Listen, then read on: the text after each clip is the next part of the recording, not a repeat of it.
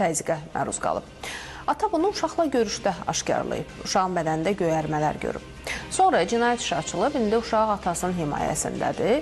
Amma ata iddia edir ki, ona və vəkilinə təzyiqlər göstərilir. Nə məsələdir? Süjetdə izləyək. Sevgilisi ilə birgə 6 yaşlı az yaşlıya işgəncə verdilər. İndi isə məsuliyyətə cəlb olunmamaq üçün təzyiq etdikləri iddia olunur. Uşağın doğma atası Ramin Aslan deyir ki, həyat yoldaşı Moldova vətəndaşı olan Nina Fyodorovna Mereuta 2024-cü ildə övladını götürərək sevgilisi Ayxan Ələkbərli ilə qaçıb. 10 ay uşağı atasına göstərməyiblər. Daha sonra qəbul edilən qərara əsasən ata uşağını həftə sonları görmək haqqını qazanır. Uşağın atası hər görüşdə onun bədənində göyərmələr görür. Lakin uşaqdan bunu soruşduqda müxtəlif bəhanələr eşidir.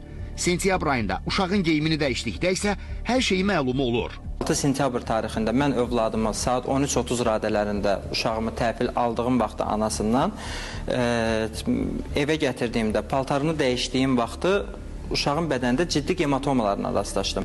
Nə olduğunu soruşdum, uşaq susdu. Hər şeyi danışa bilərsən deyəndə əminəm mama məni döydülər. Döyürlər hətta, yəni döyürlər. Belə bir cavab verdi.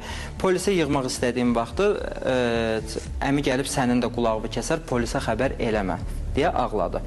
102 xidməti dərhal reaksiya bildirdi.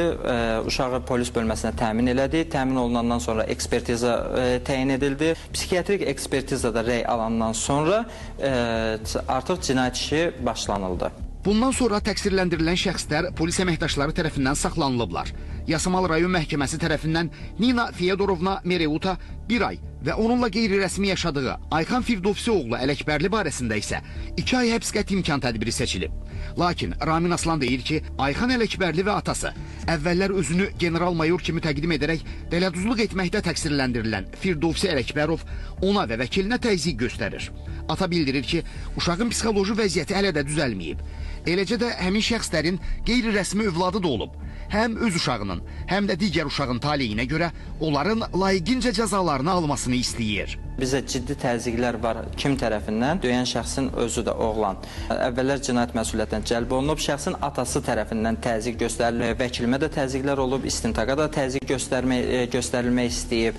Hətta təzyiqlərdən biri də xanım xarici vətəndaşdır, Moldova Respublikası vətəndaşıdır. Moldova Respublikası konsulluğundan da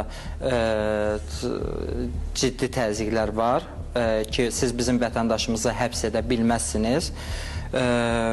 Bununla bağlı dövlətimizdən yardım istəyirəm ki, yəni bu cinayətin üstü bağlı qalmasın. Qeyd edək ki, həmin qadın 8 ildir Bakıda yaşayır. Ramin Aslanla rəsmi olaraq münasibətləri fevral ayının 3-ü bitib.